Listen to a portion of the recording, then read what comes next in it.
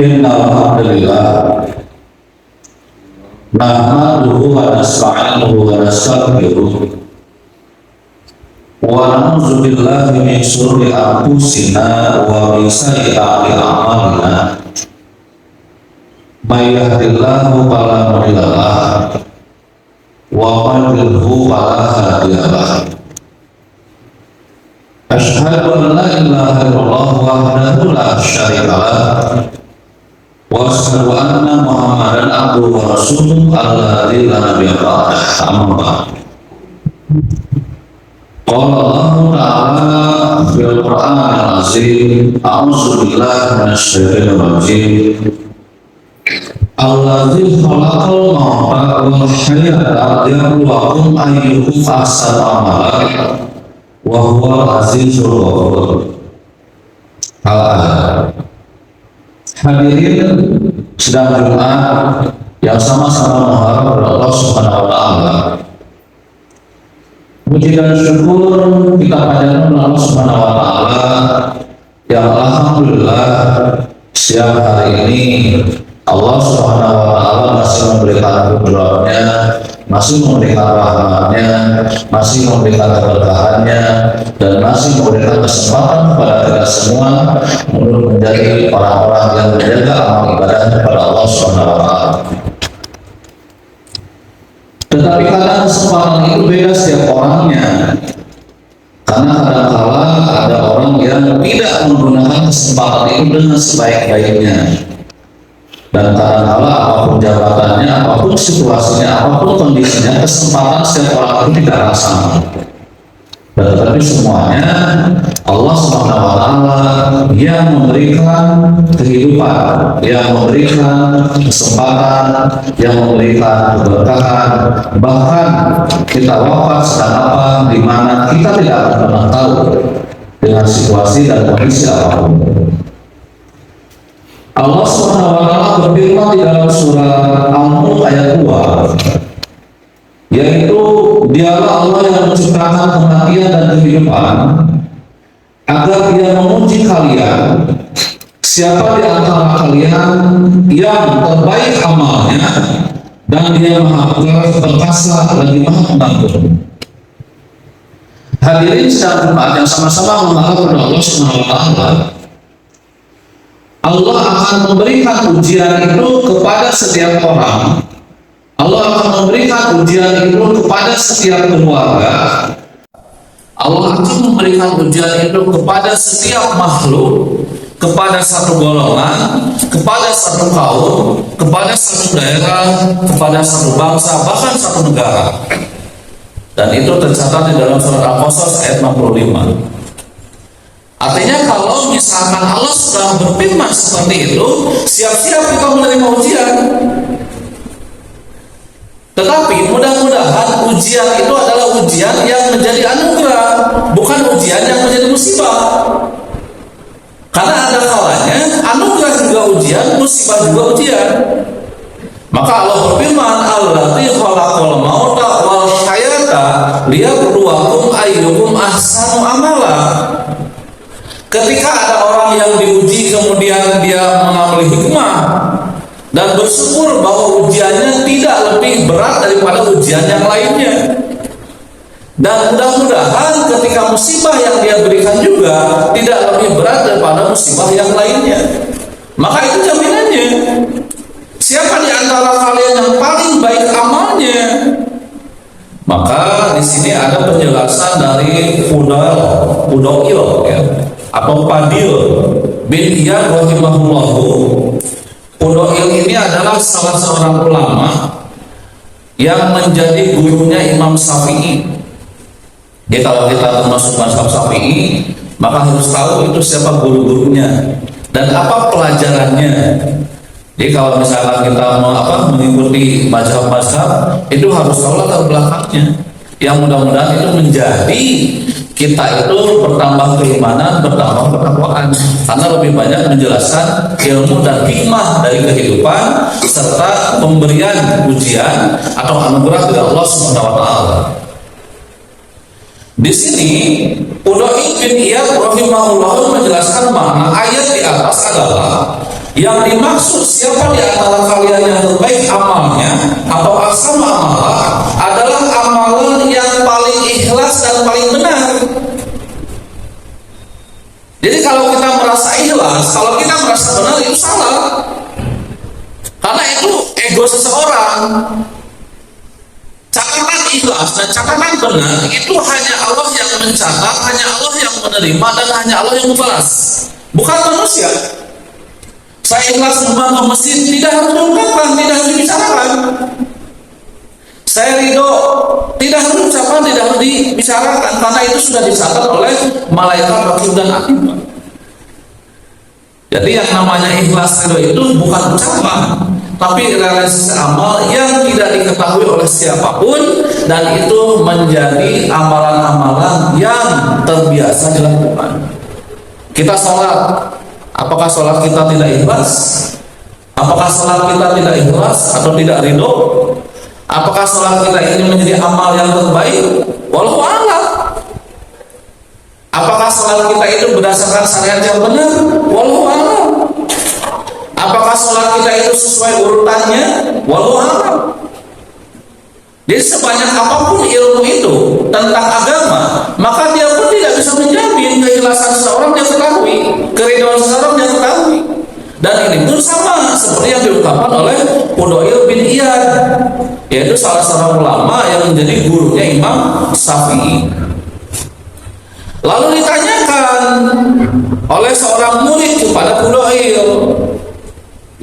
"Wahai Abu Ali," katanya, yakni Abu Fudail, "bagaimana penjelasan tentang amalan yang paling ikhlas dan paling benar itu?" Jadi tetap ada dialog, tetap ada diskusi, Pak. Yang namanya ilmu itu bukan hanya sebatas satu arah. Makanya kalau misalkan ada materi pelajaran atau kegiatan belajar mengajar hanya satu arah, itu mungkin hanya tahfidz hafalan atau misalkan hanya ngetes. Tapi harus ada diskusi dan tanya jawab untuk menambah wawasan. Dan banyaknya orang-orang Yahudi, tokoh-tokoh atau ulama-ulama Yahudi masuk Islam karena mereka itu berdiskusi dengan ahli-ahli ilmu, dengan Ali bin Abu Thalib, dengan Abu Darda, dan dengan sahabat-sahabat yang lainnya yang kemudian mereka masuk Islam setelah tanya jawab, dan jawaban itu adalah jawaban yang benar sesuai dengan kitab yang mereka yakini. Apa kitabnya? Kitab Taurat dan kitab Zabur. Itu terjadi beberapa kali diskusi itu. Maka di sini Fudail bin Iyad menjawab, "Innal amala idza kana khalisan wa lam yakun shawaban lam yuqbal. Wa idza kana shawaban wa lam yakun khalisan lam yuqbal hatta yakuna khalisan shawaban wal khalisu makana lillahi wassawabu makana ala sunnati Rasulillah." Jadi kalau kita mengatakan masa ikhlas, saya benar, ikhlas itu harus berdasarkan ketentuan Allah. Benar itu harus berdasarkan syariat Rasulullah. Punten ya, ketika saya ngetes sholat, gerakannya aja beda-beda, apalagi bacaannya. Maka saya berusaha menjadi guru yang tidak menjadikan perbedaan itu perselisihan. Bagaimana caranya? Saya harus banyak menelaah. Kalau kemudian misalkan ada grup atau kelompok anak ini dari masjid ini bacaannya Allahu Akbar kabira wajah wajhiyah, terus masjid yang lain, kelompok lain bacaannya Allahumma ba'id baini wa baina, kelompok yang lain bacaannya subhanaka Allahumma rabbana wa bihamdika wa tabarakasmuka, dan itu menjadi materi pelajaran di beberapa sekolah, Pak. Ketika saya ngajar SD Banjar Sari, itu dua bacaan doa kita. Kemudian Pelita Nusantara SD Lab School di Setiabudi, itu doa kitanya subhanaka Allahumma rabbana wa bihamdika wa tabarakasmuka. Dulu tahun 2007 saya menjadi juri salat dari 27 masjid. Bagaimana? Harus mengetahui. Dan itu referensinya bukan dari satu.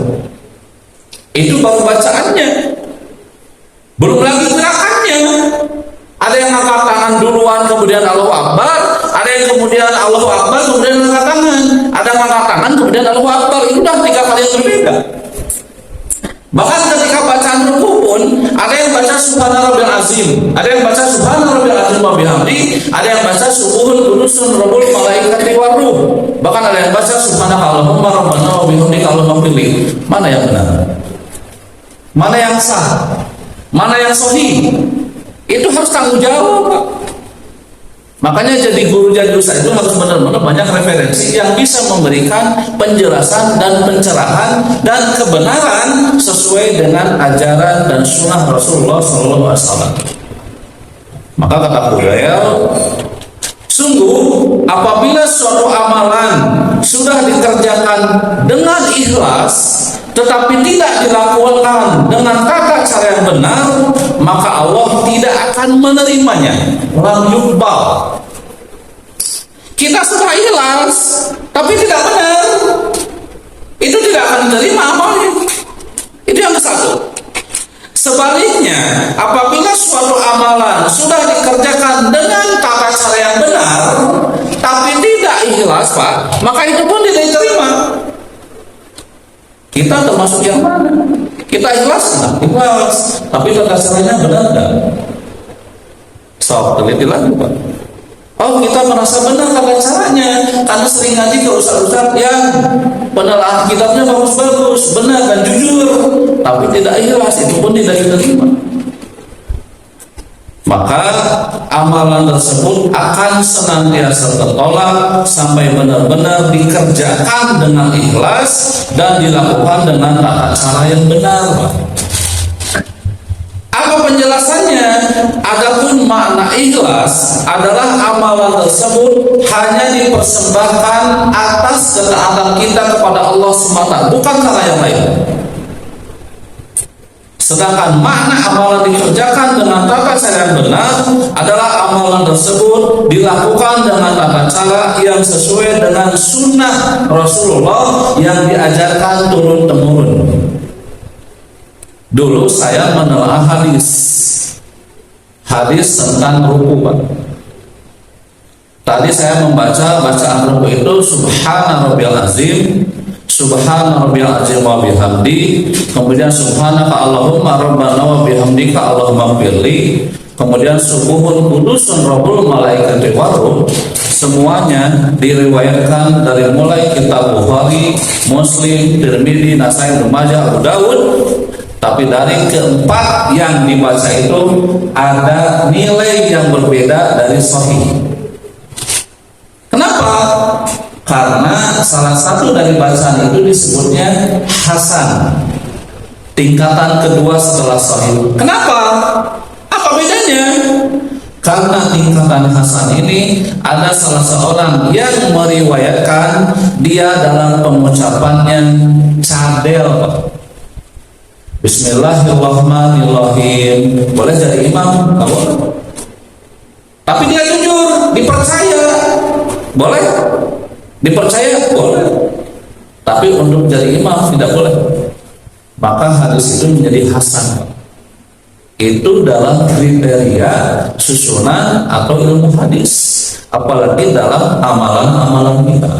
Dan mudah-mudahan amalan kita diterima oleh Allah Subhanahu wa taala dan Allah menerima amal apapun yang kita lakukan atas dasar keikhlasan kepada Allah Subhanahu wa taala. Barakallahu li wa lakum.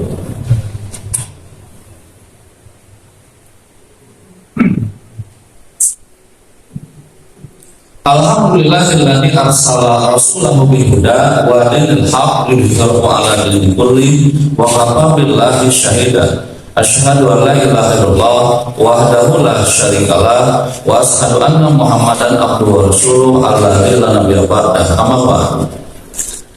Kadang kita tidak pernah tahu peristiwa apa yang akan Allah berikan, ujian apa yang akan Allah berikan. Maka mudah-mudahan keikhlasan kita mendapatkan jaminan dari Allah Subhanahu wa taala dengan amal yang sesuai syariat dari Rasulullah SAW. Dan mudah-mudahan amal kita menjadi sumber keberkahan dari kehidupan kita semua, baik di dunia maupun di akhirat. Seminggu yang lalu saya ada teman pulang dari Malaysia, bukan belanja, bukan healing, bukan depresi, tapi dioperasi. Di bagian otaknya ada cairan. Sebulan sebelumnya dia keliling diperiksa oleh dokter-dokter yang ada di Indonesia. Apa kata dokter di Indonesia? Oh, itu mungkin stres, banyak masalah, istirahatkan saja, tidur saja, dikasih obat. Ternyata itu berlanjut sampai beberapa bulan. Akhirnya diputuskanlah bahwa udah kita ke Malaysia aja, karena ada temannya yang sakitnya sama. Apa kata temannya? Nanti di CT scan aja. Kalau di CT scan memang nggak kelihatan.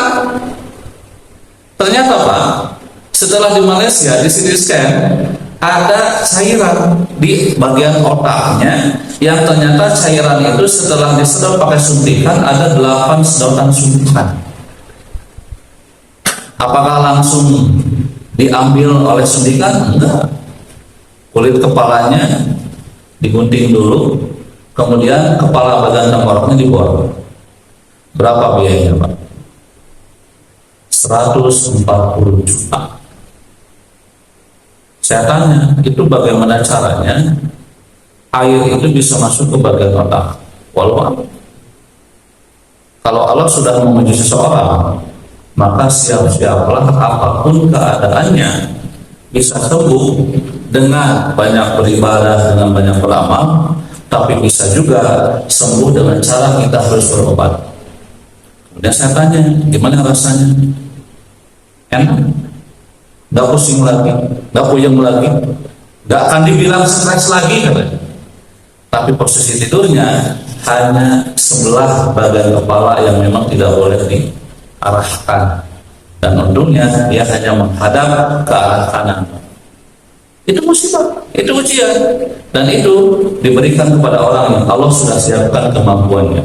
La yukallifullahu nafsan illa wus'aha laha makasabat wa 'alaiha maktasabat. Mudah-mudahan Allah Subhanahu wa taala selalu memberikan kita kelancaran dalam segala usaha, kemudahan dalam segala usaha, dan keberkahan hidup di dunia dan akhirat. Rabbana taqabbal minna innaka antas samiul alim wa tub 'alaina innaka antat tawwabur rahim. Rabbana atina fid dunya hasanah wa fil akhirati hasanah wa qina adzabannar.